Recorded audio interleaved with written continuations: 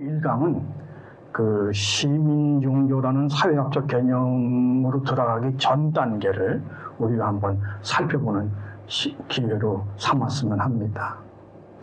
들머리에서 이제 사회학은 종교를 어떻게 보느냐라고 짧게 이제 언급했는데요.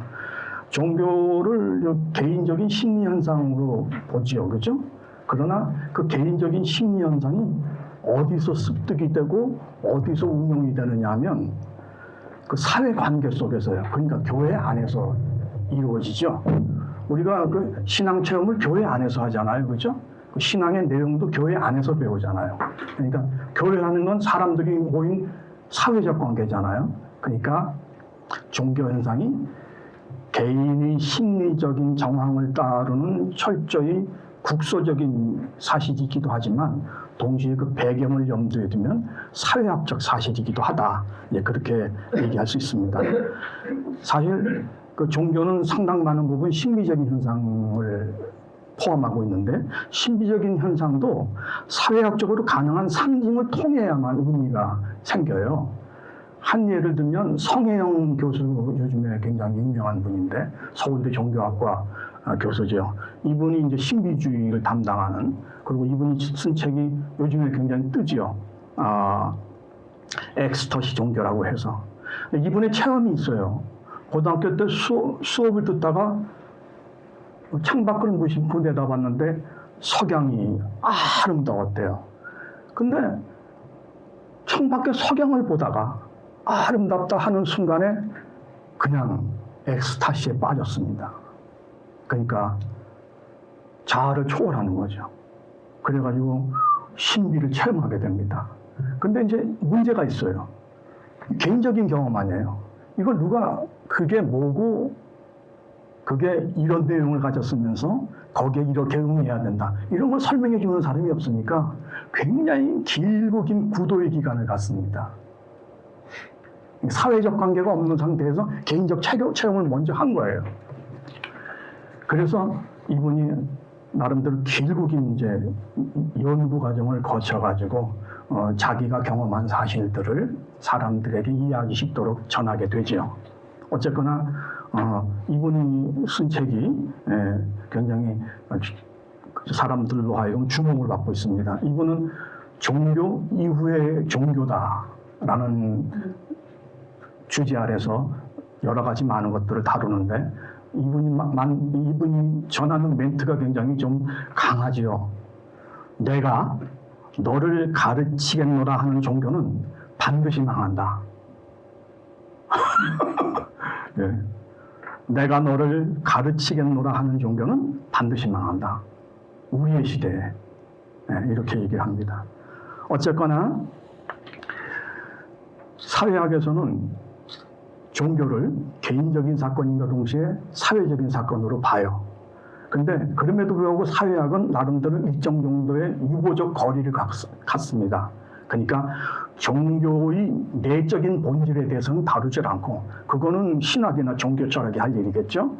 그게 아니라 이 종교가 사회 안에서 어떤 역할을 하는가, 즉 종교의 기능에만 한정해서 관심합니다. 그리고 이런 관점에서 보면 기독교와 같은 제도 종교는, 유명한 제도 종교의 3요소가 있죠. 신조, 제의, 그리고 조직이죠. 이 제도 종교의 이 세 가지 구성 요소가 이제 이 교회라는, 종교라는 사회 구성체를 이제 엮어내는데, 다른 모든 사회와 관계와 마찬가지로 종교 역시도, 그러니까 교회 역시도 늘 변화 가운데 있어요. 그러니까 우리가 많이 착각하는데 그냥 이제나 저제나 교회는 늘 그 모습 그대로, 우리가 믿는 신앙의 내용은 늘 그대로인 것 같지만 아니에요. 굉장히 많이 변해왔습니다. 어떻게 변해하느냐? 종교가 있죠? 그리고 사회가 있죠. 그러면 종교와 사회가 서로 교거적으로 관여해요. 그러니까 사회가 종교에 영향을 줘서 종교가 변하기도 합니다. 거꾸로 종교가 사회에 영향을 줘서 사회가 변하기도 해요. 근데 끊임없이 변해요. 그리고 끊임없이 변한 결과 우리 시대에 와서는 여러 가지 형태의 종교를 얘기하게 됐죠. 그죠? 종교 철학이나 종교를 하는 사람들은 그렇게 말하죠. 굉장히 다양한 종교 형태가 있다. 다시 말해서 신앙이 없는 종교, 종교가 없는 신앙, 이런 것도 있다. 오늘 우리가 다루는 내용도 그런 것들 중에 여러 가지 것들을 다루게 되는 거죠. 네. 아무튼 우리가 믿는 신앙의 내용이 많이 변했다. 그래서 우리가 지금 살고 있는 이 시대에는 신앙이 없는데 종교가 존재하고 종교로 존재할 수 있어요. 그 다음에 종교는 없는데 신앙이 가능한 경우도 있다는 거죠. 그런 다양한 형태의, 다양한 양태의 종교를 우리가 대면하면서 살아간다라는 걸 염두에 두시면 좋겠습니다. 이제 시민종교라는 걸 얘기하기 전에 시민종교를 뭐 지금 이 시간에 첫 시간에 시민종교를 이렇게 개념적으로 제가 정의한다고 여러분들에게 금방 안 들어옵니다. 그래서 시민종교라는 걸 다루기 전에 이 시민종교라는 사회학적 개념이 등장하게 된 배경을 먼저 한번 섭렵을 해야 될 것 같아요. 그러면 이제 시민종교가 등장하는데 우선 우리가 눈길을 줘야 될 그런 배경이 뭐냐면 서구에서의 합리주의의 약진입니다. 합리주의 그러면 고등학교 때 다 배우셨죠? 뭐에 대별되는 입장이죠? 경험주의에 대별되는 입장이잖아요. 그죠? 근데 제가 여기서 합리와 경험을 또 다시 세세하게 하면 이 시간에 못 끝나니까 아무튼 그런 게 있다고 치고, 근데 고등학교에서도 다 그런 게 있다고 치고서 그냥 다 오시지 않았어요? 예. 근데 이제 짧게 얘기하면 휴무 같은 사람은 유명한 미니멀리스트죠. 그러니까 뭐 이론을 얘기하고 이성 얘기하면 치워! 이렇게 얘기합니다. 그리고 모든 건 다 경험이야. 모든 건 다 경험이야. 인과율 그거 없어. 이렇게 얘기합니다. 모든 건 다 경험이야. 인과율 그건 습관일 뿐이야. 그리고 경험하지 않은 건 우리가 말할 수 없어. 경험하지 않은 것은 우리 마음속에 없어. 이렇게 얘기합니다. 그걸 유명한 타블라 라사라 그러죠.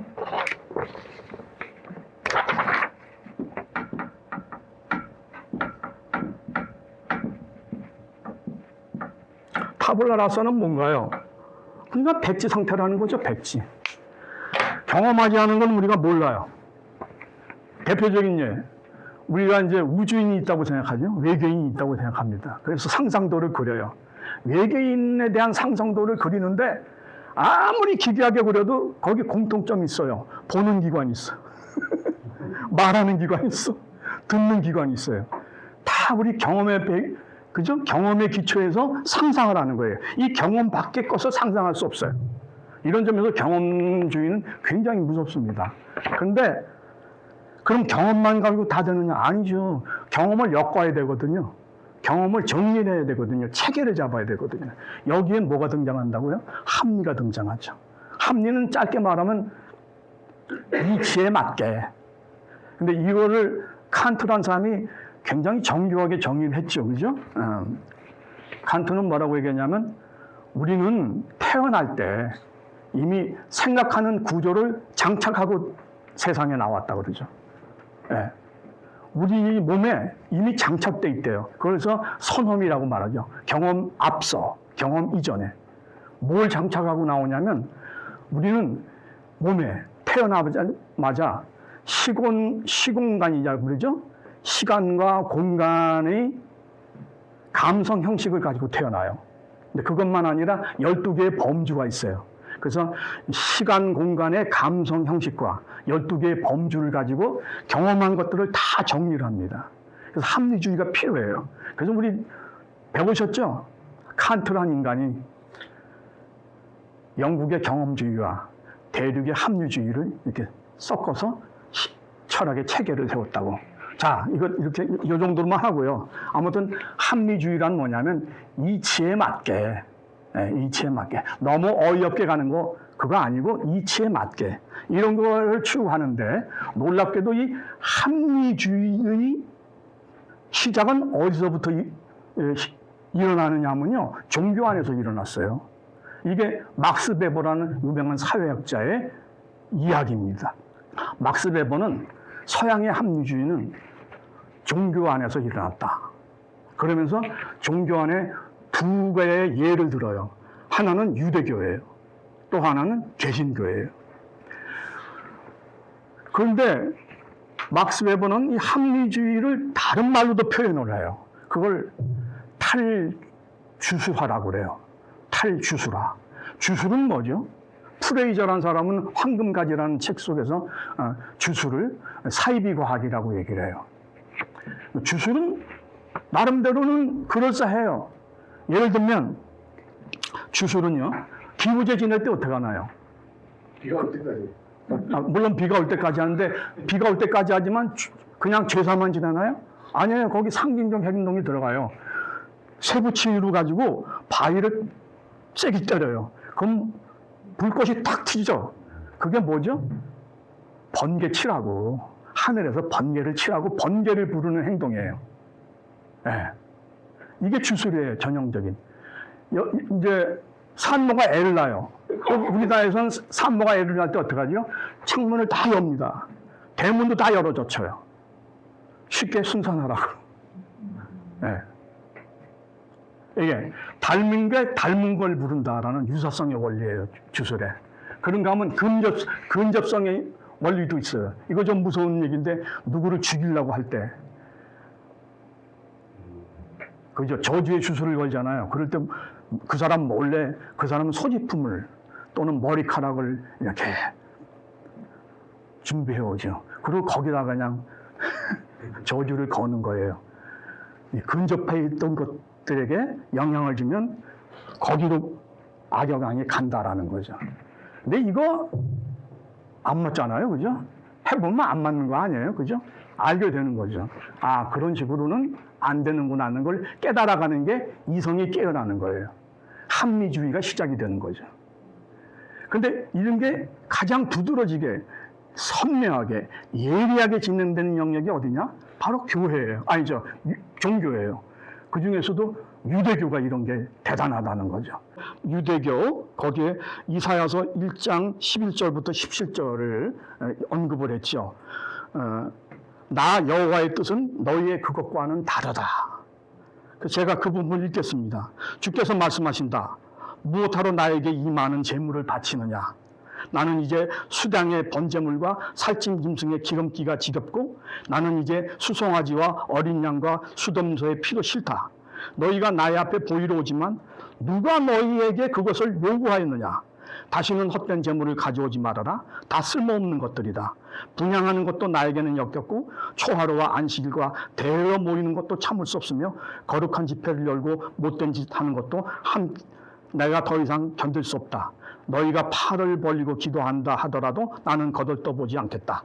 너희가 아무리 많은 기도를 한다 해도 나는 듣지 않겠다.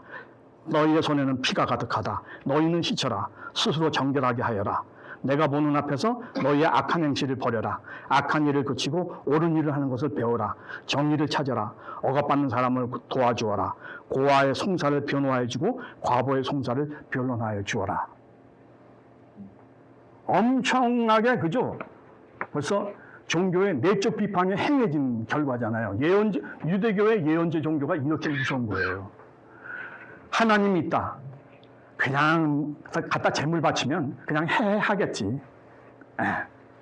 그거 아니라는 거예요. 그거 안 되지 않느냐 이거예요. 그러면서 유대교가 굉장히 중시하는 제사, 뭐 이런 모든 종교적 양태들에 대해서 부정합니다. 부정합니다. 합리주의가 무섭게 진행한 경우죠. 그죠? 그 다음에 두 번째는 칼빈의 예정론에서 이제 그 경우를 보는데, 막스 웨버는 그렇게 말합니다. 칼빈의 예정론이야말로 그 합리주의, 종교 안에서 진행된 합리주의의 아주 압권이라고. 근데 이거는 막스 웨버의 얘기인 것 같아요.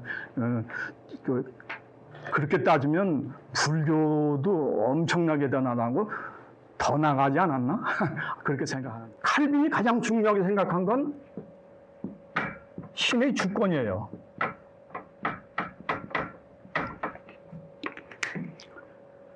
합리적인 태도죠. 내가 신을 다룰 수 있다? 그건 말도 안 되는 거고, 그렇게 하면 신의 주권을 네가 침범하는 거다. 침범하는 거다. 네가 뭘 해갖고 신이 네 말을 들어주고, 그건 아주 주술에 불과하다. 그러면서 칼빈은 뭐라고 하냐면 사람들이 구원에 대해서 굉장히 관심을 갖잖아요.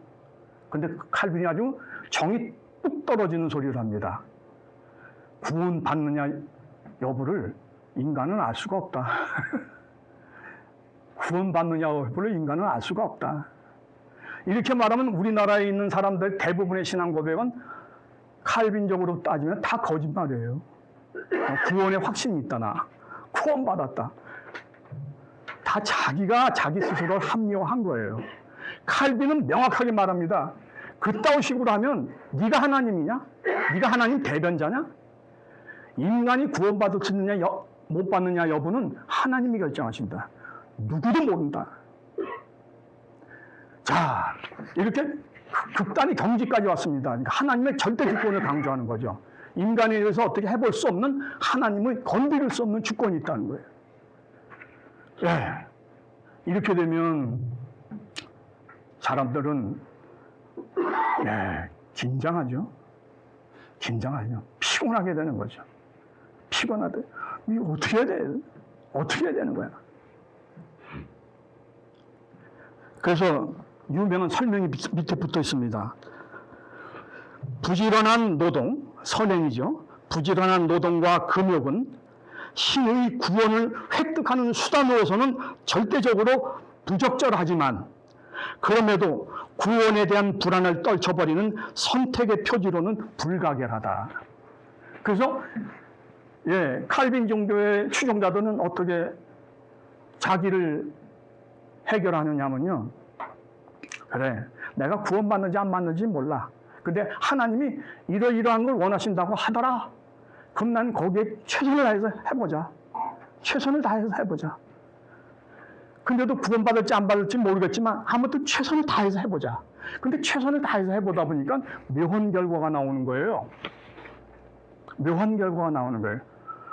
왜? 하나님의 주권을 인정하면서 나를 부정하며 살았는데, 그렇죠? 하나님의 주권을 인정하려면 내가 하는 어떤 행위들이 의미를 갖는 거 아니잖아요. 근데 어쨌든 하나님이 원하시는 이런 것들이 있다. 그걸 내 충실히 하다 보니까 뭐가 되냐면 역설적인 결과가 나오는 거예요. 구원은 하나님의 전적인 영역임에도 불구하고 내가 구원받을지 안 받을지는 몰라. 근데 하나님이 원하시는 것들이 있어서 내가 그걸 잘 따르다 보니까 내가 굉장히 주체적인 삶을 살게 되는 거예요. 왜 내가 왜 이렇지? 왜 내가 하나님 하지 말라고 그랬는데 내가 그거 하지? 나는 왜 이런 거야? 이게 주체적인 태도 아니에요. 그죠? 자기를 반성적으로 들여다보면서 매일같이 성찰하는 거. 이거야말로 주체적인 거예요. 그죠? 이 역설 부르는 거예요. 하나님의 묘한 초청이죠. 그죠? 그러면서 자기 삶을 이렇게 하다 보니까 어떤 문제가 생기냐면 금욕적으로 사는 거예요.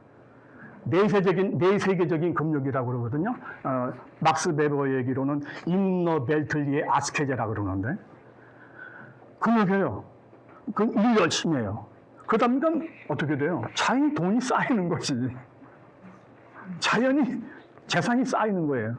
이게 이제 유명한 막스 베버의 초기 자본주의, 자본 축적의 정신적 요소 중 하나라고 이렇게 얘기를 해요. 또 장로교인들 사이에서는 착각이 일어나는 거죠. 부자는 구원받았다는 증거구나. 이따위 해석이 생겨나는 거죠. 그래서 장로교에서는 부자가 아니면 장로가 될 수가 없어요. 아주 이 사람들 확고하게 믿어요. 물론 감리교의 장로와는 또 다른 성격이 있죠. 그렇죠? 아무튼 왜냐하면 장로교의 장로는 무한 책임을 지니까 그 공동체에 대해서. 그러니까 그냥 좀 세게 말하면 장로교의 장로는 자기 재산이 아닌 거예요. 하나님의 재산이에요. 그래서 공동체가 만약에 뭔가 문제가 생기면 그걸 다 내놔야 돼. 내 재산이 아니기 때문에. 이런 식으로 책임적이에요. 근데 우리나라 장로가 그런가? 아니죠? 아무튼 그 합리주의라는 거가 놀랍게도 주술로 그냥 엄청 혼란한 그 종교의 한가운데로부터 발전해 나오기 시작한다. 자, 그러면 그렇게 발전해 나온 합리주의가 어떻게 진행이 되느냐? 종교의 내적 반성으로부터 잉태된 합리주의가 철학과 과학으로 발전을 하게 됩니다. 그런데 합리주의의 약진은 종교에게는 좀 아픈 점도 함께 동반하죠. 종교 자체를 주변화시키죠. 종교 자체를 주변화시킵니다. 합리주의는 두 가지 말,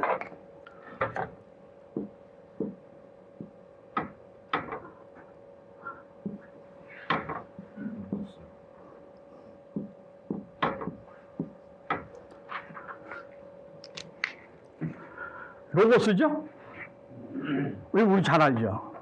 미토스, 이것도 잘 알죠? 신비. 근데 둘 다 뜻은 뭐냐면 말이에요, 말. 말이라는 의미를 가지고 있어요. 이것도 말이라는 의미를 가지고 있어요. 근데 똑같이 같은 의미를 가지고 있으면 왜 굳이 하나로 합치지 왜 두 개의 말이 이렇게 분리돼서 우리에게 전승이 됐나? 이 로고스와 미토스가 각각 내포하고 있는 의미 영역이 다르기 때문이에요. 로고스는 이성적인 언어예요. 미토스는요, 신비의 언어예요. 다시 말해서 언어의 일반적인 용법, 용례 또는 언어의 일반적인 규범 넘어 있어요. 넘어 있어요. 왜 그러냐? 신비라는 게 원래 언어로 충분하게 표현되지가 않아요. 신비라는 게 언어로 충분하게 표현되지가 않는다고요. 근데 어거지로 표현하려고 할 때 미토스라는 언어를 사용하는 거예요. 근데 충분하지 않다고요. 항상 언어 너머에 있어요. 언어를 이탈해요. 언어에서 도약해요. 그게 미토스예요. 신비예요. 우리는 많이 잃었어요. 이런 신비를.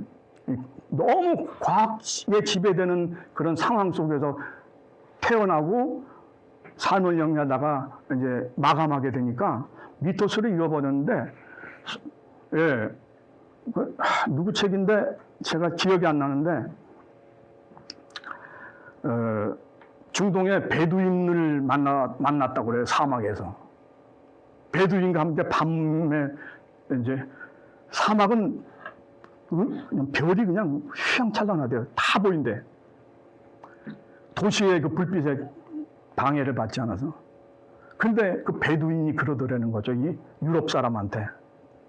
너 들리지? 별들이 얘기하는 게. 너 들리지? 별들이 얘기하는 게. 들려요? 안 들리면 우리는 그 세계를 이미 잃어버린 거예요. 에스키모들은요, 눈을 표현하는 단어가 굉장히 많아요. 눈을 표현하는 단어가 굉장히 많아요. 우리는 눈 하나 하잖아요. 그죠? 눈 하나인데, 에스키모들은 그 각각의 눈이 다 달라요. 양상에 따라서. 근데 그 양상에 따라서 그 눈이 지시하는 세계가 있어요. 아, 이는, 내일 뭐가 오겠네. 뭐가 되겠네. 추위가 가겠네. 다 거기 세계가 달라요. 그러니까 우리는 이걸 잃어버렸기 때문에, 그리고 이걸 과학의 관점에서, 말도 안 되는, 이렇게 치부해버렸기 때문에 놓치는데, 오히려 옛날 사람들은 우리가 놓친 그것과 얼마든지 대화할 수 있었던 거죠. 얼마든지. 그래서, 한 예를 들면, 옛날 사람들은 사냥을 하면, 사냥한 그 사냥감을 놓고 기도를 한다면서요. 네가 이렇게 희생해줘서 내가 또 연명을 하게 됐다. 감사하다. 우리는요. 우리는 모르고 있는 게 있어요. 저 유튜브 봤는데요. 대량으로 병아리가 막 컨베이어 벨트에서 쏟아져 나오더라고. 근데 막 쏟아져 나오는데 사람 간별사들이 앉아가지고 근데 감배사도 옆에 큰 드럼통이 있어요. 그러니까 큰 쓰레기통이 있어요. 이렇게 갖고 숨 넘기면 그냥 버리더라고요. 숨 넘기면 그냥 버리더라고. 그 생명인데. 그런 우리가 가족 중 누가 이제 생명을 오락가락하는 상황에 놓이면 우리가 울고불고 하잖아요. 같은 생명인데. 우리 더 웃기죠, 그죠? 닭은 뭐 잘 키우면 한 7년 산대요, 7년. 태국에서 처음 발견된 이 새인데, 그죠? 닭은 잘 키우면 한 7년 간대요. 근데 우리는 육지를 위해서 한 3주 내지 4주 만에 잡는데요. 그러면서 먹으면서 그런다는 거죠. 아, 찔려. 아, 이 교촌, 이 새끼들 이거. 아, 이런 얘기 다 하면서 막 먹고선, 그죠? 그것도 무수하게 많이 먹었죠? 그러면서 우리는 뭐 하죠? 하나님, 영생을 허락해 주세요.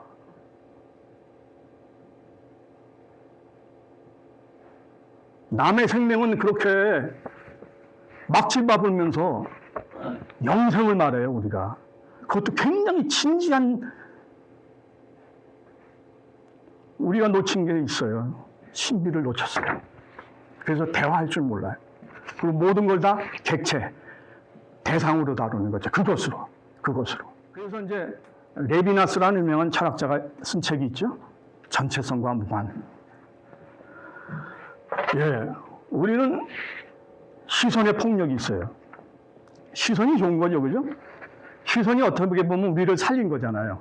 우리의 감각기관 중에는 다 가까이 근접해야만 파악할 수 있어요, 그죠? 촉각, 만져야 되잖아요. 냄새, 가까이 가야 되잖아요, 그죠? 귀도, 아무래도 좀 가까이 해야 돼요. 눈은 상당히 먼 데서도 파악할 수 있잖아요. 그러다 보니까 우리는 편견에 빠져요. 시각 중심주의라는 편견에. 어쨌든 우리는 이 시각 중심주의를 가지고선 내 앞에 있는 모든 것들을 대상으로 처리합니다. 그렇죠? 맨 처음에는 표상으로 와요. 근데 그걸 우리가 정리하면 대상이 되는 거죠. 칸트식으로 얘기하면. 근데 아버지간 대상이 됐다는 말은 내가 처리할 수 있는 거예요. 얘는 이걸로 분류가 되고 여기다. 쟤는 이걸로 분류가 되지 여기다. 이렇게 임의로 재배치하는 거예요. 그러면서 나는 뭐가 되죠? 절대자가 되는 거죠. 절대자가. 근데 이렇게 되면 나도 잃어버리는 거예요. 내가 그런 존재가 아니거든. 나도 그냥 조만한 존재잖아요. 그죠? 인간의 인지가 깨났다는 말은, 인간의 인지가 깨났다는 말은, 다시 말해서 우리가 문명화됐다는 말은, 말을 바꾸면 주체가 깨져가는 과정에 있다고 해야 돼요. 주체가 깨져요. 그렇죠? 우리가 우주에 대해서 많이 알게 됐대요. 옛날엔 몰랐지요. 지구가 중심이고 별, 달이 다 이렇게, 그죠? 도는 걸로. 그러다가 확 뒤집혔잖아요. 그죠? 코페르니쿠스의 전해라 그래가지고 지구가 중심이 아니고 태양이 중심이고 우리는 그 주변에 있는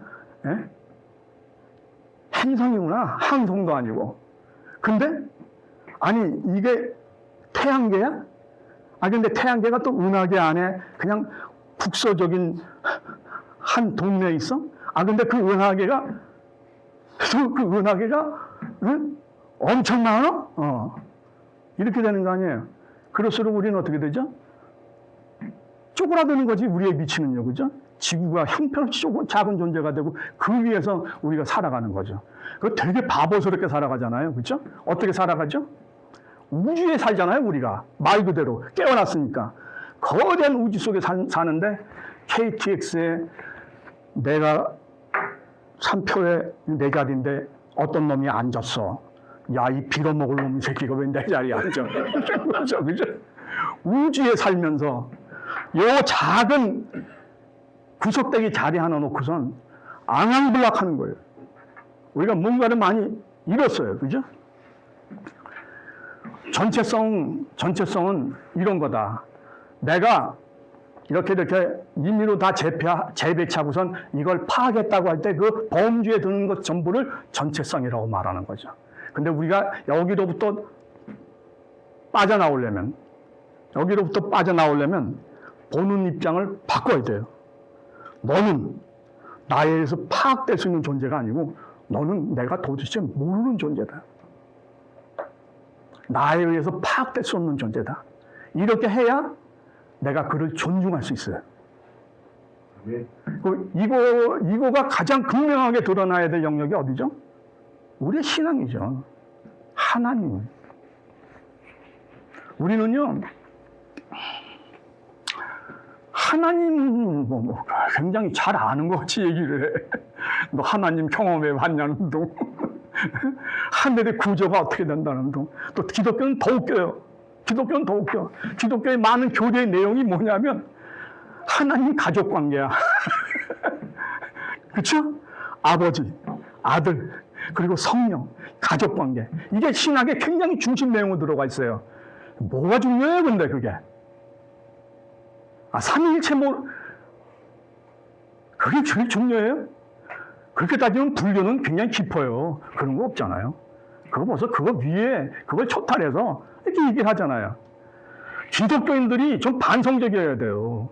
어쨌거나 우리가 하나님을 안다? 그거 아니죠. 우리는 하나님 몰라요. 그게 가장 정직한 거예요. 하나님, 내 마음대로 되지 않는 분. 그래서 비로소 하나님 무섭습니다.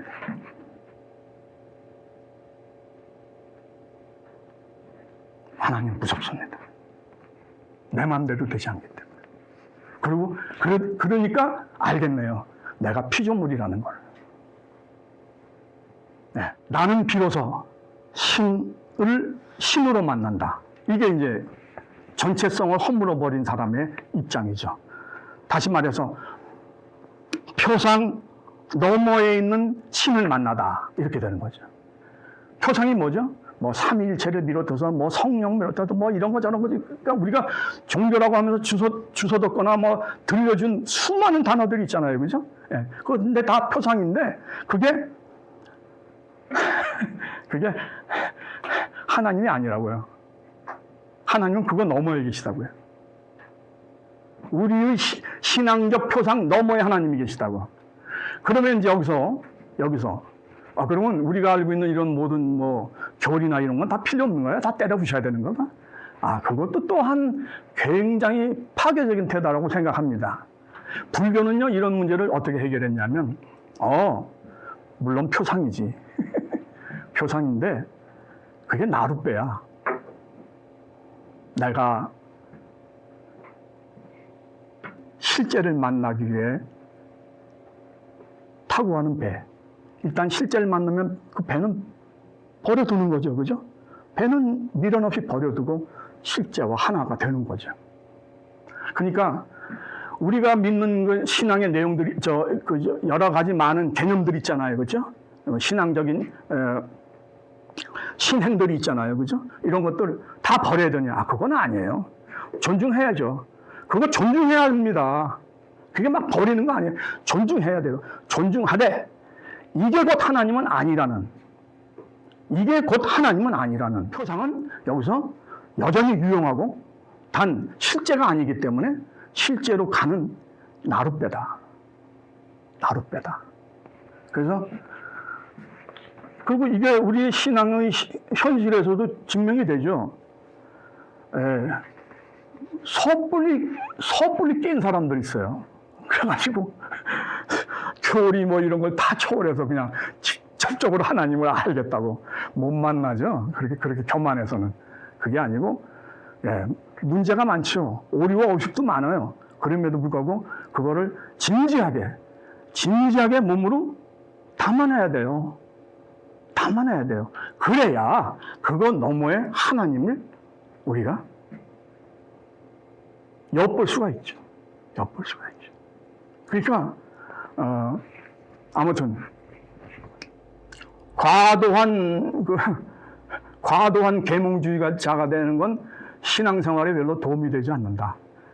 우리가 전수받은 신앙적 가르침을 모순도 있고 한계도 있지만 그래도 진지하게 품는 그런 자세가 필요하고, 그럼에도 불구하고 그걸 하면서도 하나님은 항상 여기에 갇히지 않으시는 분, 우리의 이해, 우리의 정리 뭐 이런 거에 갇히지 않으시는 분, 이런 게 중요하다는 얘기죠. 다음은요, 시민 종교를 위해서 굉장히 이제 우리가 염두에 둬야 될 배경 지식 중 하나가 세속화예요. 세큘라리자치온이라고 그러죠. 피터 버거라는 유명한 이제 사회학자가 그런 말을 했는데, 종교는 거룩한 덮개다, 세이크리트 캐노피라고 그러죠. 그래서 종교는 사회의 기본적인 가치에 정서적 지지를 제공해 개인과 그들이 속한 사회를 안정적으로 유지 통합하는 역할을 해왔어요. 근데 이게 다양한 영역에서 그 영향력을 상실해 가는 과정을 세속화라고 부르죠. 근데 뭐 제가 이렇게 말씀 안 드려도 세속화가 뭘 뜻하는지는 이미 다 전이해로 갖고 계실 거예요. 자, 세속화란 용어는 언제 등장했느냐? 30년 전쟁이라고 있었어요. 유럽을 피바다로 만든 종교전쟁이죠. 종교가 전쟁을 벌여서 엄청나게 많은 사람을 죽이면서 쑥대밭을 만들었어요. 그러다가 이거 계속 할 수는 없다라고 해갖고 드디어 화해를 하지요. 그리고 1648년 베스트팔렌 평화조약에서 이제 여러 가지 조약문들을 작성하는 가운데 아닌 듯 싶지만 굉장히 중요한 내용이 하나가 포함이 되죠. 재산관계. 언제나 재산관계 굉장히 중요하죠. 아닌 듯 하면서 아니라고만 하면서 굉장히 붙잡잖아요. 교회도 예의가 아니죠. 그죠? 그래가지고 교회가 가지고 있던 토지와 재산을 세속 군주에게 세속권의 세력에게 이양해주는 작업을 하게 되죠. 이양해주는 작업. 그럴 땐 교회로서는 개탄스러운 거 아니겠어요? 그죠? 이 교회 땅, 이 교회 재산인데 이게 넘겨줘야 되잖아요. 그죠? 개탄스럽죠. 그래서 그걸 뭐라고 표현했냐면 세속화라고 표현했어요. 이게 세속화의 용어의 기원입니다. 근데 근대 사회로의 변화와 종교적 권위의 변화 내지 쇠락을 표현하는 범용적 용어로 그 후에 계속 발전해 나가죠. 어쨌거나 교회와 재산에 대해서는 한 가지 얘기해야 할 게 있네요. 교회는요, 재산을 불려왔죠. 교회가 상당히 부자였어요. 뭐 수많은 방법을 통해서 재산을 불려왔는데 그 중에 하나는 이제 평민이 죽을 똥 살 똥 노력을 해서 재산을 마련했어. 근데 이제 문제가 있어요. 상속이 안 되는 거예요. 왜? 기다리는 거죠. 저놈이 죽으면 내가 갖고 와. 이렇게 할 놈이 있는 거죠. 그죠? 그게 누구죠? 영주. 아니면 왕.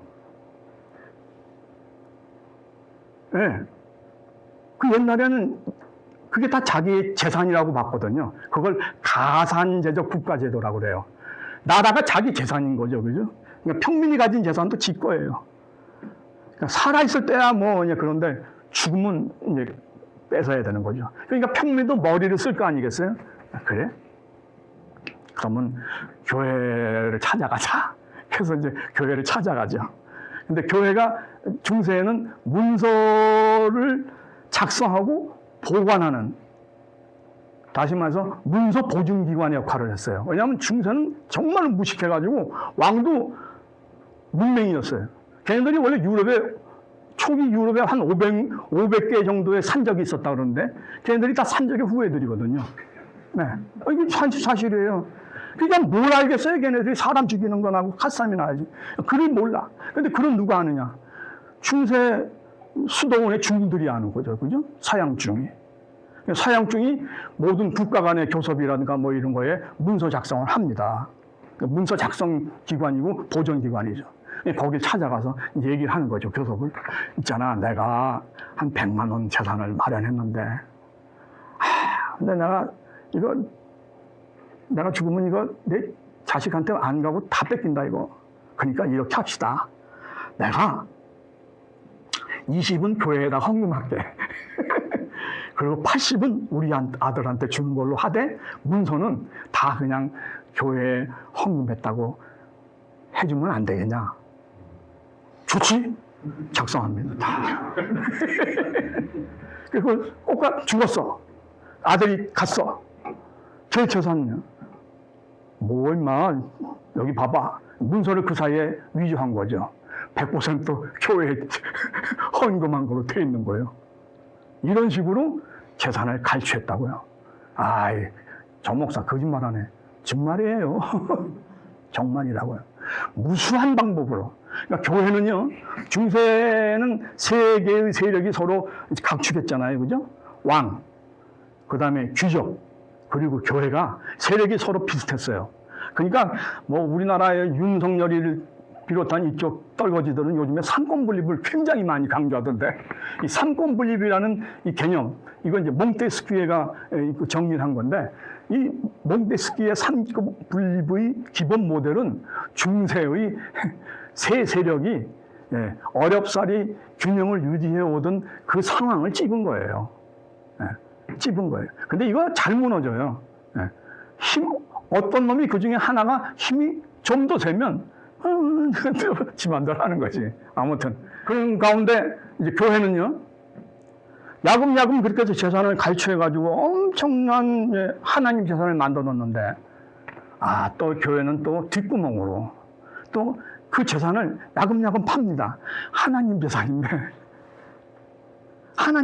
그걸 뒷구멍으로 야금야금 팔아요. 특히 교회령 성에서, 교회령 도시에서 도시의 자영업자들에게 창고로 뭐로 야금야금 팔아요. 그 판 대금은 어떤 중놈이 다 들어갔겠지. 그 바람에 뭐가 생겼다고요? 개인이 사유재산을 공식적으로 소유할 수 있는 근거가 마련돼요. 교회가요, 서양 사유재산의 초기 형성 과정에 상당한 영향력을 행사합니다. 다시 말해서 교회가요, 세속화에 단초를 제공한다고요. 그러면서 세속화 막 뭐라 그러는데, 그 세속화의 단초는 교회가 많이 제공한 역사적 흔적들을 가지고 있다는 거. 세속화의 시작점은 뭐 용어 역사에서 말씀드렸지만, 세속화의 시작점은 아이러니하게도 종교개혁이었다. 종교개혁은 우리가 이제 루터 한 사람의 업적으로 생각하잖아요. 루터가 종교개혁을 했다. 그렇죠? 루터가 종교개혁을 했다고 그러면 굉장히 부당하죠. 루터 이전에 무수하게 많은 사람들이 교회의 정풍을 위해서, 교회의 정화를 위해서 막 했는데 다 제명에 못 살았죠. 많이 죽었습니다. 무수하게 떼죽음도 당하고 개인적으로도 죽고 많이 죽었어요. 그 루터는 굉장히 운이 좋은 사람이에요.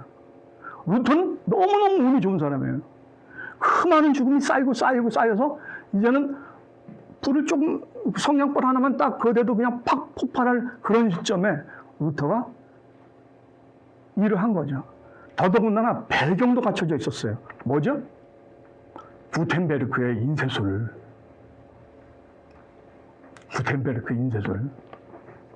그 전까지는요, 하나님 말씀을 문서로 접해보지 못했다고요. 심지어 카톨릭의 신부들조차도 성경을 못 읽은 신부들이 허다했어요. 대다수가 그랬어요. 그래서 카톨릭 교회는 이 우매한 문제를 어떻게 해결할 것이냐. 그래가지고 카테키스무스가 나온 거죠. 그죠? 교리문답이. 그리고 성화가 발달한 거예요. 상징적인 그림으로다가 성서의 내용을 전달하려고. 그러니까 대부분 글자를 해석하지 못했어요. 그러니까 성경은 만져보지도 못하는 거였다고. 근데 구텐베르크 인쇄술이 보급이 돼가지고 성경이 찍어지는 거죠. 근데 놀랍게도 중세 경제로는 그렇게 많은 성경이 짧은 시간 동안에 보급될 수 없는데도 불구하고 순식간에 엄청난 성경이 인쇄된 채로 보급이 됩니다. 네. 허용도 있죠. 왜 우리나라, 지금은 모르시죠? 옛날에는 테레비 표로 찍어가지고, 아니, 뭐 찍어, 그때 어떻게 했나? 하여튼, 표가 있어야 테레비도 가서 대리점 가서 살 수 있었어요. 예. 우리 집에 테레비 하나 생기면 동네 사람들이 다 와서 구경하죠. 그죠? 예, 막. 예. 그러니까 테레비가 그때는 신분의 모였거든요. 지금 생각하면 우스운 얘기지만. 성령이 당시에 그런 역할을 했어요. 우리 집에 성경 하나 딱 있다. 그러면 갑자기 그 사람의 스테이터스가 격상이 되는 거예요. 예. 근데 사다 놓고 읽지 않나? 읽어야 되죠. 그죠? 비로소 문자 교육이 보급이 되기 시작합니다. 근데 이게 간단한 문제가 아니죠. 문자가 보급이 되기 시작하고 성경이 이 세대에서 보급이 시작되니까 어떻게 돼요? 예, 혁신적인 사실이 일어나는 거죠. 성직자의 해석 독점권이 무너지는 거예요. 성직자의 성서 해석 독점권이 무너지는 거라고요. 누구도 성경을 읽을 수가 있어요. 누구도 성경을 해석할 수가 있어요. 예, 그렇게 해서 어떻게 됩니까? 종교적 거룩함의 수용이 개인의 판단에 맡겨지게 된 거죠. 다시 말해서 운명의 종교로부터 그냥 태어나자마자 상황이 그렇게 됐기 때문에 받아들일 수밖에 없었던 그 종교가 이제는 선택하는 거죠. 카톨릭이냐 루터냐 이런 식으로. 그래서 선택의 종교가 되는 거죠. 그러면 초월적 존재가 서 있던 자리에, 하나님이 서 있던 자리에 그 하나님에 관해 서술한 성경을 해석하고 판단하는 사람이 대신 들어서게 되는 거예요. 그렇죠? 네. 여기서 주체가 본격적으로 형성이 되기 시작하는 거죠. 다시 말해서 세속화의 걸음을 내딛게 되는 거죠. 그리고 이렇게 시작된 주체가 그죠? 뻥튀기를 거듭해갖고 결국은 주체의 신격화로 이어졌죠. 그거가 바로 계몽주의 아니겠어요? 이성을 뒤집다 강조하는.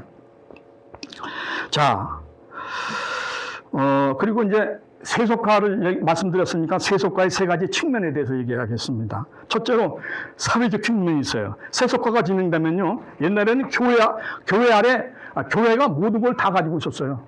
교회가 다 가지고 있었죠. 교회가 법도 다루고, 교회가 철학도 다루고, 그죠? 교회가 경제도 하고.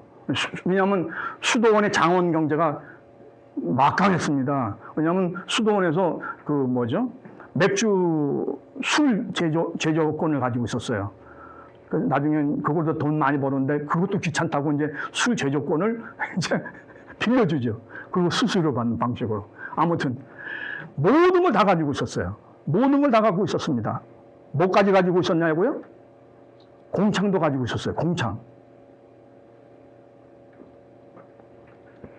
한 종교가요, 막 나가면 거칠 것이 없어요. 그냥 완전히 막 간다고요. 그냥 이거 종교를 우리가 잘 생각해야 됩니다. 이거 종교는 막 나가면 브레이크가 없어요. 그냥 막 갑니다. 공창도 유지했어요. 그래가지고 시노데라고 그러죠. 종교회의. 유럽에 곳곳에도 종교회의가 열렸어요. 몇 년마다 열리든가 요즘엔 기억 안 나는데 몇 년마다 열렸죠. 그래서 보름스에 열리거나 그다음에 어디서 열리거나 안티오프에서 열리거나 이렇게 하는데, 그래서 유럽에 있는 한다 하는 대주교들이 글로 이동을 하잖아요. 그러면 동시에 유럽에 한다 하는 고급 창녀들이 거기 다 또 글로 갑니다. 주교들의 밤을 위해서. 이게 카톨릭이었어요. 아무튼 모든 걸 다 갖고 있었고 모든 걸 다 교회로부터 허락을 받았어야 됐어요. 그런데 어느 날 데카르트가 코기토 에르고 숨이라는 유명한 주제를 발표하죠. 뭐죠? 나는 생각한다, 고로 존재한다. 나는 생각한다. 레스 코기탄스. 이게 무슨 말이죠? 나는 생각한다. 나 생각할 줄 알거든. 그러니까 네가 옳고 그렇다는 걸 네가 얘기하지 말어. 왜 네가 옳고 그렇다는 걸 결정하는 거야? 나 생각할 수 있어. 이 얘기예요. 카톨릭에서 가만두겠어요? 이놈 살려둬선 안 되겠구나. 근데 데카르트가 눈치가 되게 빨랐고 잽싸게 벨기에도 도망갔죠. 나중에는 노르웨이로 도망갔던가? 왜 거기서 죽었죠. 기후가 안 맞아서. 어쨌거나. 우리는 그렇게 말하죠. 우리 그렇게 배웠잖아요. 공산 빨갱이 사회에서는 언론의 자유가 없다고. 발언의 자유가 없다고. 기독교도 똑같았어요. 근데 교회에서는 이런 거 안 가르치는 거예요. 기독교도 똑같았다고요. 기독교는 어떻게 해결해 왔느냐? 네 얘기를 좀 들어보자. 이게 아니고, 죽여. 죽여. 죽임으로서 해결해 왔어요. 이러면서 사랑을 얘기하고, 자비를 얘기하고. 그러니까, 안 믿는 사람의 눈으로 볼 때도 이건 아니다 싶은 거죠. 교회는요, 교회의 교회의 세력 약화를 교회가 불렀어요. 교회가 불렀다고. 빨갱이도 아니고 뭐도 아니고 교회가 불렀다고. 그 다음에 여기서 모든 게 이제 교회에 종속되어 있던 각 분야들이 이제 독립을 하는 게 세속화의 특징 중에 하나예요. 그리고 독립하는 걸로 끝나지 않고 독립한 후에 독립한 각각이 다 나름대로 자기 원리를 가지고 자기의 특별한 발전 원리를 가지고 전개해 나가죠. 가장 빠르게 전개되고 가장 무섭게 전개된 게 과학이죠. 두 번째는 문화상징적 측면이죠. 이게 오늘날하고 중세하고는 다르죠. 오늘날 중세 사람들이 여기 딱 오면 그림 보고 기절할 거예요. 이런 그림이 있어 이렇게 되죠. 중세에는 그림이 정해져 있죠, 그죠? 예수 그림, 성자 그림 이거 아니면 그림이 없어요. 존재하지 않아요. 존재하지 않는다고. 개인 그림이라는 건 상당히 후기에 가서 그죠? 다 성화였어요. 성화도 또 원근법과의 원리와는 다르죠, 그죠?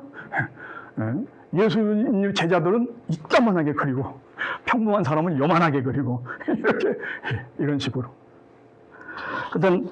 그래서 세속의 예술관에서도 그 모티브들이 점점 비종교적으로 옮겨갔다. 그리고 주관적 측면에서는 종교적 규범이 일상생활의 형성과 세상에 대한 해석에서 그 구속력을 상실해 갔다. 그러니까 예를 들면 거래할 때 보증이 필요하잖아요. 옛날에는 신의 보증이죠. 신의 보증이었죠.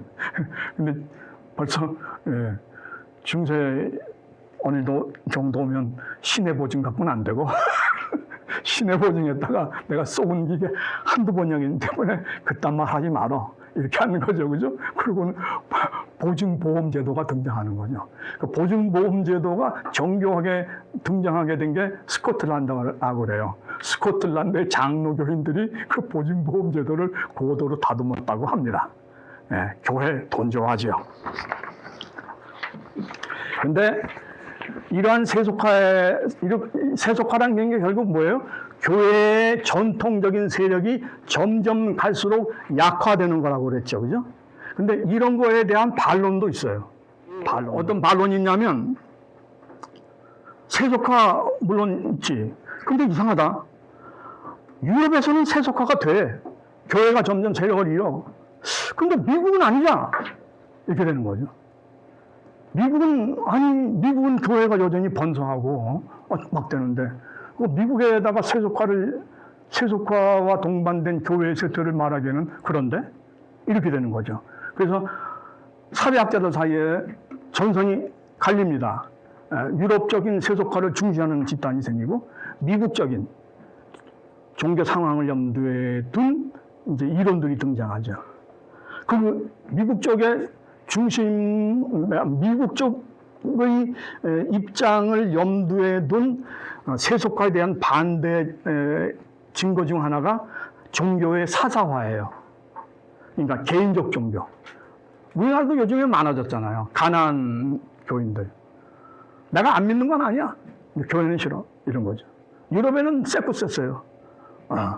유럽은 세쿠스였어요. 너 하나님 믿냐? 믿어. 이런다니까요. 믿어. 근데 왜 교회를 안 가냐? 교회는 아니야. 딱 분명히 얘기합니다. 근데 이제 제가 다음 질문을 하죠. 그래? 그럼 너 기도하냐? 에라이 빌어먹으러. 뭘 믿어? 묻기는 너를 믿는 거지. 기도는 안 해. 착각이죠. 그죠? 착각이죠.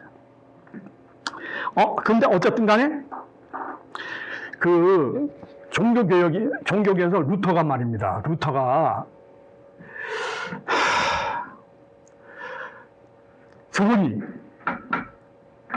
교리와 믿음을 이렇게 나눴어요. 루터가. 교리와 믿음을 나눴다고요. 교리가 중요한 게 아니라 믿음이 중요하다. 그 유명한 얘기 있죠, 그죠? 루터의 퀼프 솔라라고 그러죠. 솔라 스크리프라, 솔라 피데, 솔라 그라치아, 솔루스 크리스투스, 그 다음에 솔리데오스 글로리아. 이게 이제 5개 솔라인데, 교리에 반해서 개인이 갖는 믿음, 솔라 피데를 굉장히 많이 강조를 했어요. 가지고 이게 원래 같이 동반돼야 되는 건데 분리가 되는 거죠. 분리가 되는 거죠.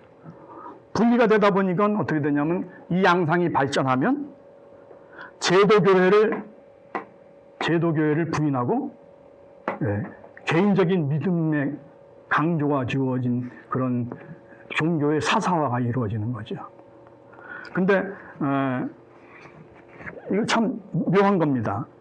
제도교회의 쇠퇴가 종교의 쇠퇴는 분명히 아니에요. 이런 양상으로 보면. 그렇죠?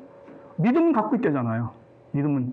근데 교회를 안 나갈 뿐이라고. 그러니까 제도교회는 쇠퇴하지만 그렇다고 그게 종교의 쇠퇴는 아니다 라고 얘기를 하는데, 그러면서 종교의 사사화가 지금도 진행되고 있다. 많이 진행되고 있죠. 그리고 종교의 사사화가 가능하도록 하는 여러 여건들도 잘 조성되어 있어요. 인터넷이 이런 걸 아주 그냥 잘 이용할 수 있도록 해놨다고요. 그래서 종교의 사사화가 이제 하나의 세속화에 대한 반론으로 종교가 쇠퇴하는 거 아니다. 개인 종교로 가는 것 때문에 종교는 여전히 강성하다라고 얘기하는 거죠. 또 하나는 시장 종교 또는 합리적 선택 이론의 입장이 있어요. 이거 아담 스미스가 얘기했어요. 성직자들도 그들 청중의 자발적 기여금으로부터 또는 국가법에 의해 자격을 부여받은 다른 기금으로부터 자신들의 생존을 유지할 수 있을 것이다. 후자의 경우보다, 그러니까 성공의 신부들보다 전자의 경우 침례교나 감리교의 성직자들처럼 자신들의 노력, 열정, 근면함이 훨씬 더 작용할 것이다. 이런 면에서 감리교나 그죠? 침례교나 이런 신종교들의 성직자들은 오래된 기성교회의 성직자들을 공격할 때 항상 유리한 입장에 서 있었다. 기성교회 성직자들은 기득권에 안주함으로써 신자들 다수의 열정적 믿음과 헌신을 계속 유지시키는 일에 소홀했기 때문이다. 그러니까 뭐예요? 이 경제학자잖아요. 독점의 폐해를 가장 많이 비판한 사람 아니에요? 독점. 종교 역시 독점하면 안 된다. 종교 역시 경쟁체제여야 한다. 근데 봐라. 성공의 신부들은 탱자 하면서 놀다가 보니까 저기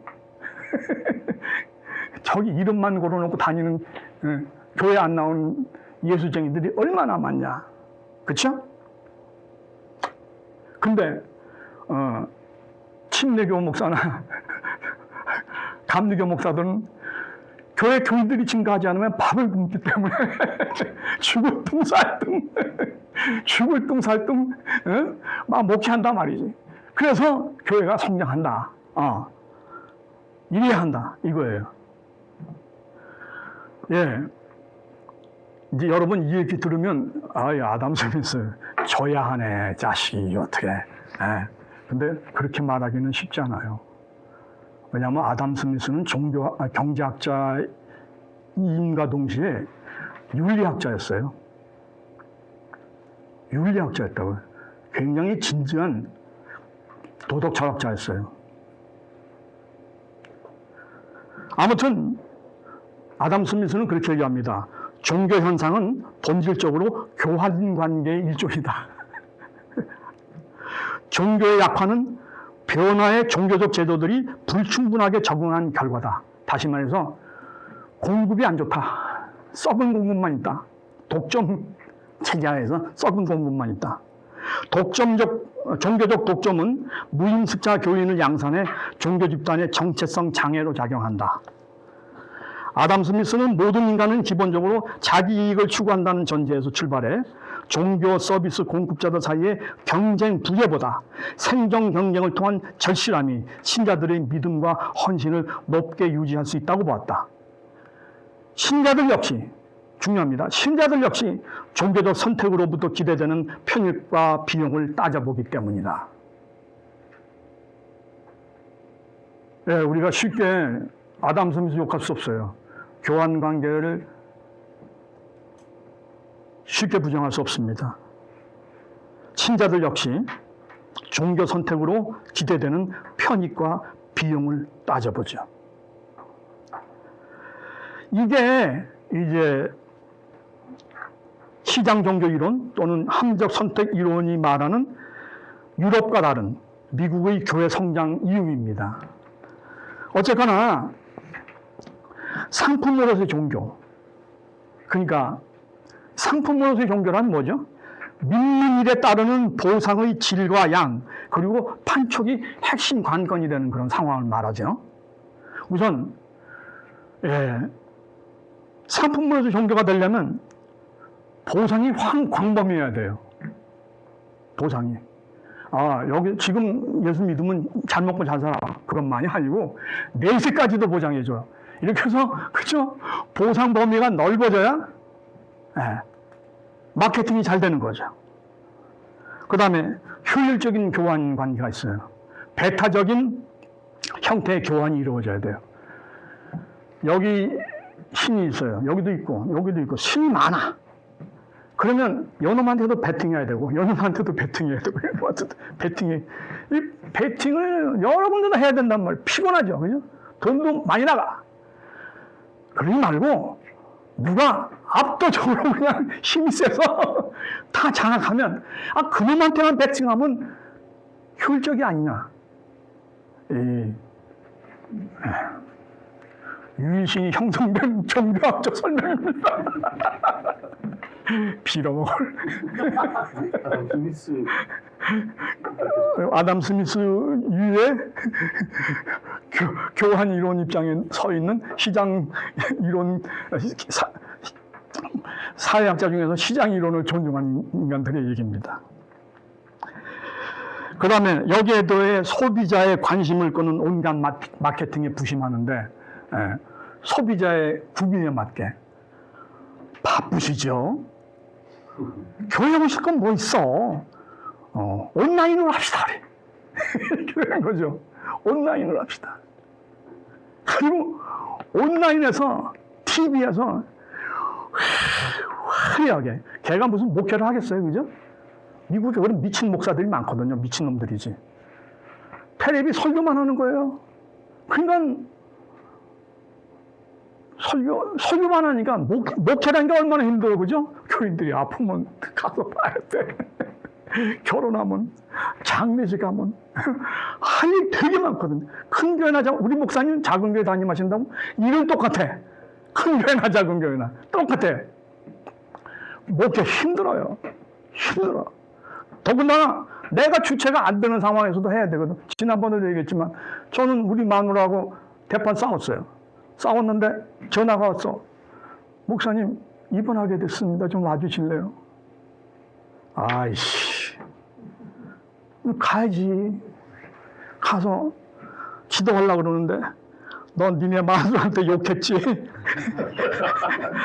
기도가 술술 나오냐 임마? 그래도 해야 돼. 그래도 해야 돼. 하나님 일단 또 뻔뻔해지죠. 아유, 제가 막 나가는 놈이라는 게 하루 이틀입니까? 아시죠? 하나님이 그러시죠. 알긴 뭘 알아 임마. 그러지만 기도를 받아주시죠. 목회 힘들어요. 내 감정 처리 뭐 이런 거 전혀 무관하게 가야 된다고. 해야 된다고. 심지어는 신학적인 무슨 그 조직 신학의 깊은 해석의 원리 적용 안 돼요. 내 동기 목사가 강화 시골에서 목했는데 할머니가 왔어. 목사님 와서 안수 좀 해주세요. 아, 그래요? 따라 나섰어. 여기에요. 돼지우리야. 돼지가 아파. 거기서 아이씨 이건 아닙니다. 신앙의 내용은 이런 게 아닙니다. 그게 통해요? 네. 정성껏 해야죠. 하나님 이 돼지를 살려주십시오. 네. 목회 어려워요. 목회 어려운 겁니다. 여러분 그것만이라도 좀 이해해 주세요. 그럼 목사가 힘이 나죠. 어쨌거나 목사 팔았네. 어쨌거나 TV 설교에서 그냥 화려하게 하거든요. 좋은 언변으로 그냥 화려하게. 그리고 그냥 밴드를 동원해서 그냥 찬양 막 하고. 그러면 이게 더 좋네. 아, 우리 교회 목사 요즘에 보면 나한테 무심한 것 같으네. 연나 이게 더 좋네. 이걸 거기다 헌금한다는 거 아니에요. 예. 예. 이게 안 되는 거예요. 그 다음에 이제 공적 종교.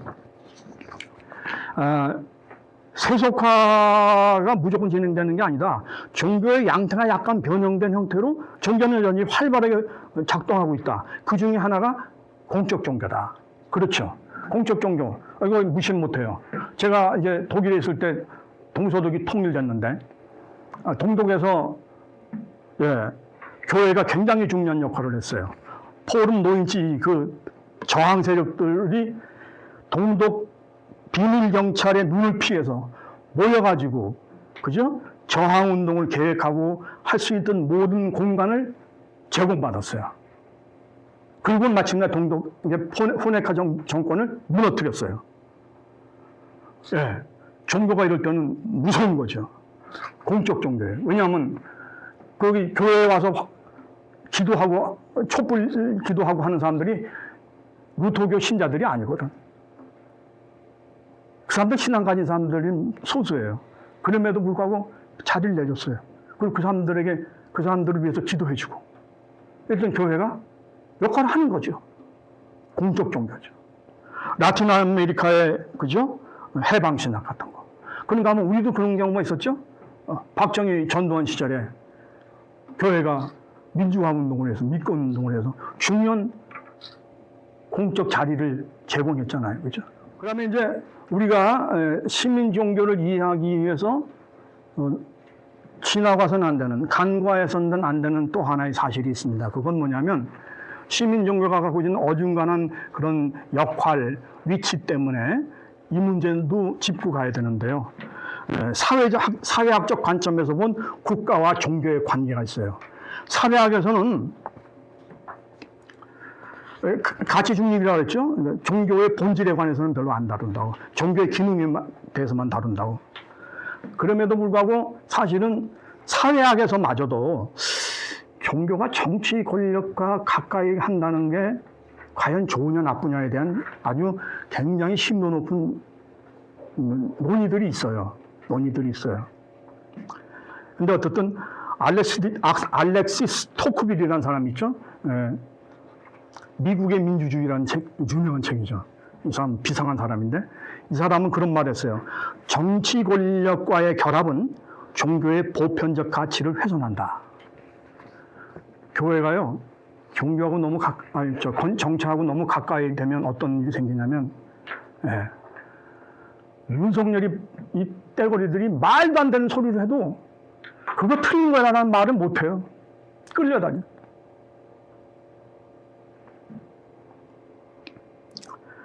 어쨌든 간에 정치하고 교회는, 종교는요, 이 사실은 지랑적인 관계에 있어야 되는데 실제로 역사 속에서 보면 그렇지 않아요. 그렇지 않아요. 대부분의 경우는 종교하고 타협을 합니다. 그리고 종교하고 대놓고 갈등을 했던 또 하나의 종교 운동이 있었는데 그거는 처절하게 압박을 받고 정말 개박살이 났죠. 속된 말로. 오늘 그걸 잠깐 보고 가겠습니다. 정치와 종교의 관계 중에서 정치와 종교의 단위가 일치하는 형태를 두고 뭐라고 말하냐면 공동체 종교라고 말해요. 정치하고 종교가 딱 붙어서 조화롭게 잘 가는 경우, 조화롭다는 말이 어폐가 있지만 이런 거로 대표적인 사람이 루터죠. 루터는요, 정치 권력을 신으로부터 부여받은 성직으로 인정합니다. 이 루터란 사람이 대단한 많은 사실들을 불러왔죠. 루터는 세상에 무수한 많은 직업들을 독특한 단어를 동원해가지고 표현을 했어요. 독특한 단어, 베루프.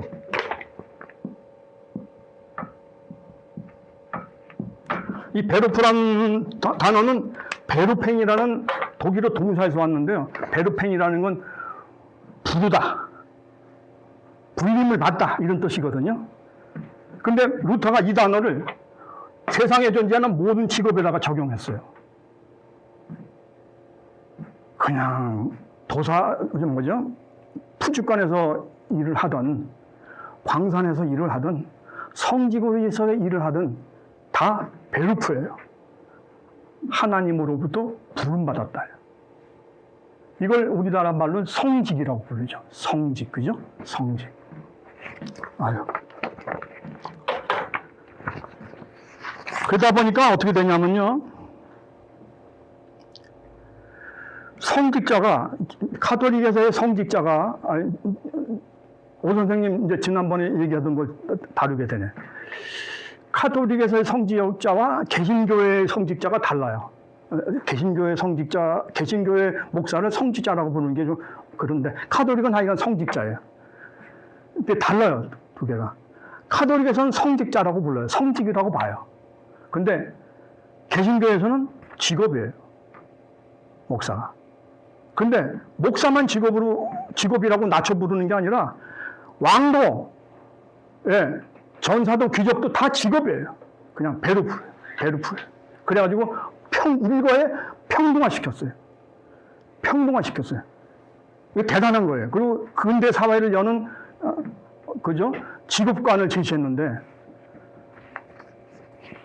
가치 없는 일은 없다. 모두 다 하나님에 의해서 인정받은 일이다. 모두 다 성직이라고 봤어요. 그래서 직업의 규천을 따지는 문제를 넘어서게 됩니다. 근데 어쨌든 간에 루터는 정치꾼을, 왕을 성직이라고, 베르프라고 보니까 카톨릭의 관점과는 전혀 다른 거잖아요. 카톨릭은요, 실질적으로는 그렇지 못해도 항상 상징적으로나마 교회가 왕권보다는 위에 있었어요. 카톨릭은 그걸 한 번도 양보한 적이 없어요. 실질적으로 힘이 따르지 않아서 안 되는 경우라도 항상 세속의 왕은 교황보다 밑이다. 모든 힘센 놈들은 다 잘난 척을 해도 하나님 밑이다. 이게 있었어요. 근데 루터가 평등하게 만들면서 동시에 종교를 정치의 보호를 받아야 되는 존재로 만들어버립니다. 세속화시키는 거죠. 루터의 가장 큰 죄인가요? 아니에요. 루터가 그게 단순할 수는 없어요. 루터는 적어도 보름스 회의에서, 그죠? 보름스 회의에서 거기 교황도 있고, 그 신성로마적 황제도 있는 자리에서 거기 가서 죽는다는 걸 너무 잘 알아요. 되게 다 죽어요. 당연하게 죽습니다. 근데 거기 가서 안 갈 수도 있었어요. 말렸어요, 주변에서. 근데 가겠다. 내가 교황 앞에 쓰는 게 아니라 하나님 앞에 쓰는 거다. 그러면서 또박또박 얘기하죠. 내 양심군, 이 가톨릭의 이런 체제는 성서적이지 않습니다. 네.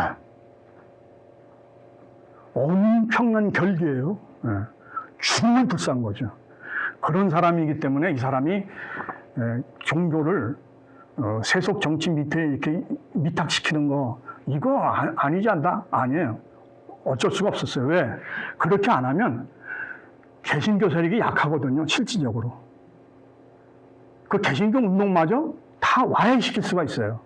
그래서 개신교를 후원해주고 동의해주는 그런 정치 세력의 보호를 받는 것을 기꺼이 자청을 합니다. 예. 그래서 루터의 종교관은 정치와 세속이 결이 같아요. 그냥 하나로 가는 거죠. 공동체 종교의 전형이죠. 칼뱅 역시 마찬가지입니다. 칼뱅도 역시 아까 말씀드린 대로 그죠? 신의 주권을 굉장히 중요하게 여겼다고 했잖아요. 이 사람은 신의 주권이 어디서 관철돼야 되냐면 개인에게서만 관철되는 게 아니라 세상에서도 신의 주권이 관철돼야 된다고 생각했어요. 그래서 세상에서 구체적으로 하나님의 왕국을 건설해야 된다고 생각했어요. 그래서 칼빈이 공화정을 했던 그 도시가 쥐리인가? 제네바에서 신정 정치했어요. 그리고 조금 점잖죠. 카톨릭보다는 동의 안에 추방시켰어요. 뭐 칼빈도 적잖이 죽였죠. 근데 하여튼 추방시켰어요. 그리고 신정 정치를 했습니다. 근데 여기서 이제 칼빈의 그 무리 안에서 독특한 특징을 지닌 사람들이 등장하죠. 그걸 막스 베버의 용어로는 구원귀족이라고 그래요. 구원귀족. 다시 말해서 신앙인이면서 동시에 무기를 드는 전사예요. 야, 신앙인이면서 어떻게 동시에 무기를 드나? 근데 이게 중세는요, 하등에 이상할 게 없어요. 네. 여러분 영화 보셨나요? 레오나르도 다빈치인가가 교황 만나는데 교황이 갑옷 입고 나타나잖아요. 교황이 전투 치르고서 들어온 거예요. 저 교황을 만난 거예요. 교황 칼싸움했어요. 전쟁했어요.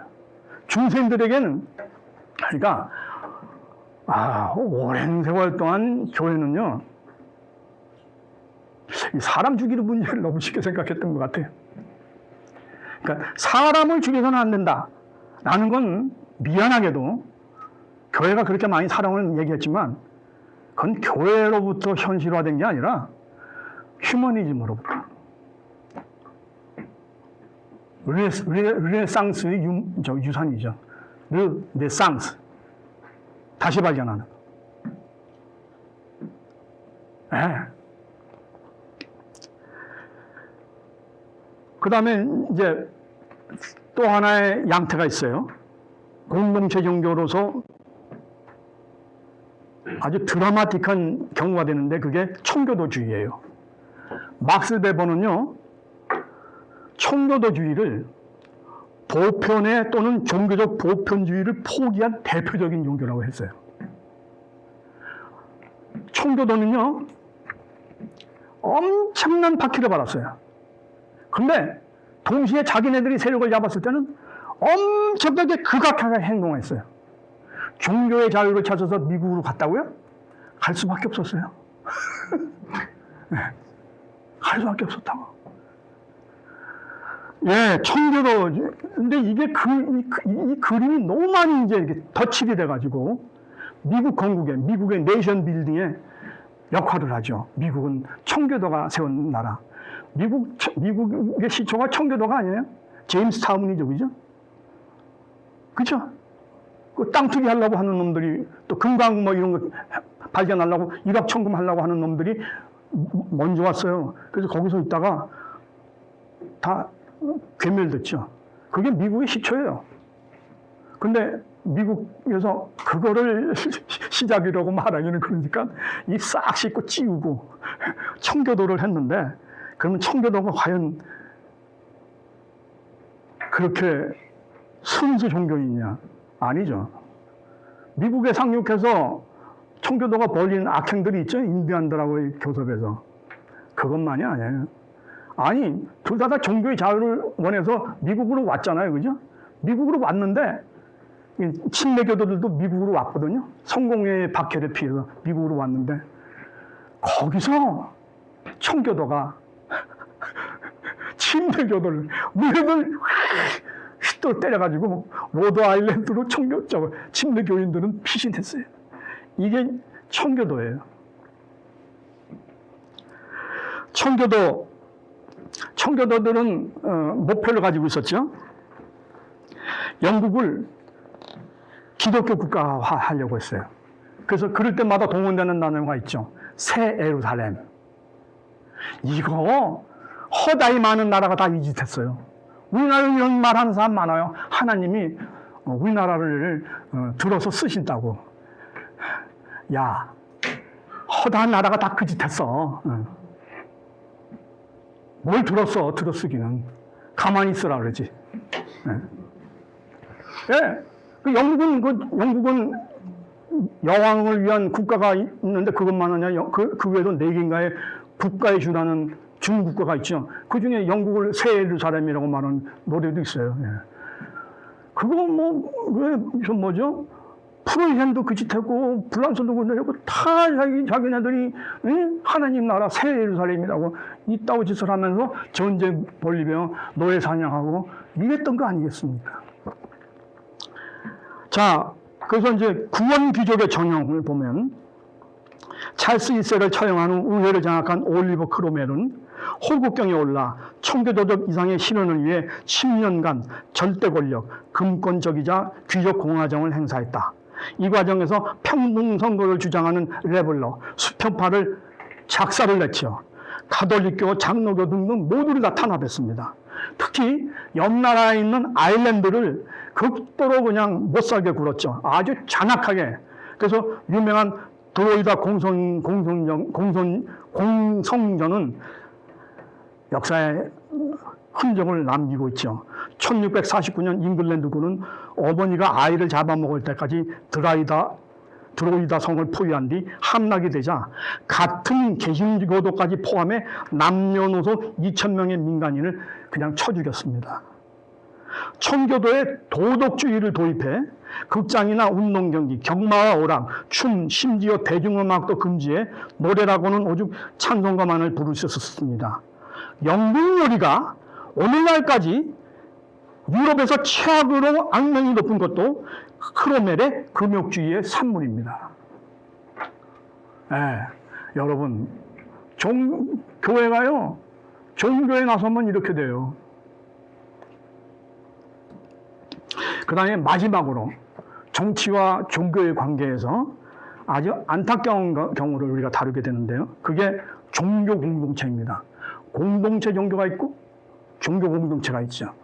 공동체 종교는 정치와 종교가 그냥 일체화된 거. 근데 거기에 반해 종교 공동체는 정치에 대해 거리를 갖습니다. 정치에 대해 거리를 갖습니다.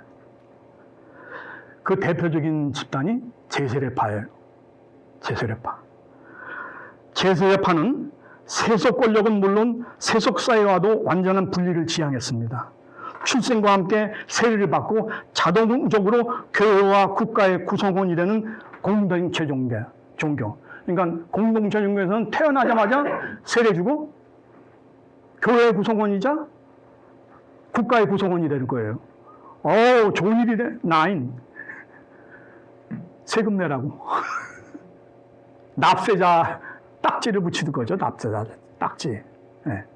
납세자 딱지를 붙이는 거죠.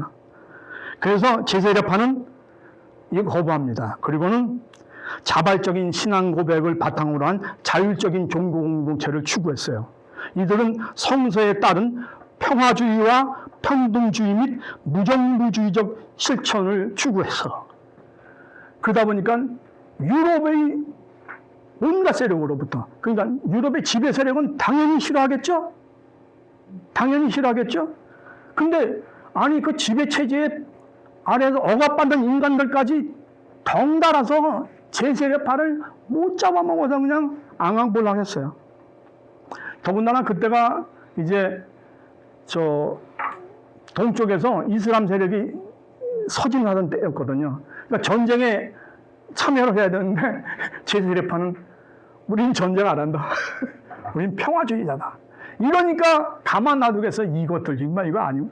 그래가지고 엄청난 박해를 받습니다. 정말 엄청난 박해를. 누구로부터? 온갖 방향으로부터. 가톨릭으로부터도 박해를 받고 우토로부터도 박해를 받고 그리고 일반 평민으로부터도 박해를 받고 너무 많이 박해를 당하다 보니까 살기 위해서 결국은 한 성에 이제 몰리게 되죠. 거기가 이제 독일 북부에 있는 뮌스터입니다. 근데 이제 모든 운동을 그렇듯이 위기의 국면에 놓이면 항상 지식 분야들은 약해. 운동권에서도 그렇잖아요. 극적인 상황에 이르면 투쟁을 해야 되는데 지식 분야들은 항상 멈칫한다고. 그럴 때는 이제 강경론자들이 등장하게 되죠. 뭐야? 밀어야지. 이래서 그죠, 운동의 주체가 바뀝니다. 민스터에서. 그러면서 신학자들이나 이런 사람들이 다 뒤로 후퇴하고 그냥 일반 직업을 가진 사람들, 이런 사람들이 전면에 나서게 되죠. 근데 이제 그걸로 끝나게 되는 게 아니라 엄청난 변이를 하게 되죠. 그죠? 개판되는 거죠, 진짜. 똑같이 극악해지는 거죠. 그리고 그냥 성적으로 굉장히 말도 안 되는, 엄청난 일들이 벌어졌어요, 좌우지간.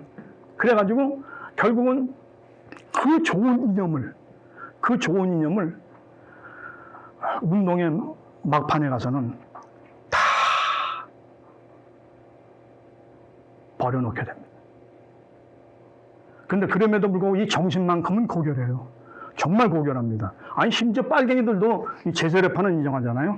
토마스 민츠의 농민운동을, 엥겔스는 굉장히 쳐줘요.